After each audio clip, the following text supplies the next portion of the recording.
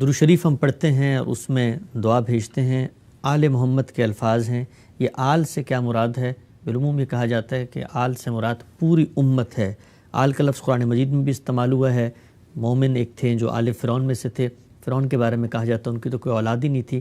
تو پھر یہ آل کا لفظ کیا ملت کے لیے، امت کے لیے، یا صرف نسل اور خاندان یا اپنے کنبے کے لیے استعمال ہوتا ہے؟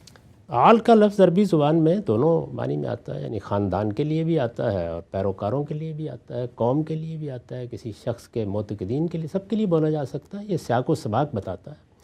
چنانچہ میرے نزدیک یہ جو ہم دعا کرتے ہیں رسالت مآب صلی اللہ علیہ وسلم کے لیے، اللہم صلی علی محمد، اس میں آل کا لفظ آپ کے خاندان کے لیے ہی ہے۔ ظاہر ہے کہ جب آپ کسی کے لیے خیر کی دعا کرتے ہیں تو اس وقت آپ یہی چاہتے ہیں اور یہی کرتے بھی ہیں کہ بھئی آپ پہ بھی اللہ رحم کرے، آپ کے بیوی بچوں پر بھی رحم کرے، آپ کے اہل خاندان پر بھی رحم کرے۔ تو یہ سیاق و سباق متعین کرتا ہے۔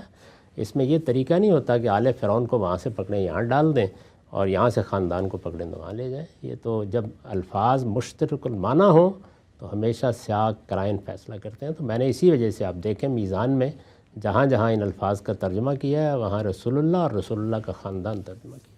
تو یہ درود شریف کے اندر کیا قرینہ موجود ہے کہ آل سے مراد خاندان؟ اس لیے کہ دعا کے موقع کے اوپر آپ باقیوں کی طرف کیسے جاتے ہیں؟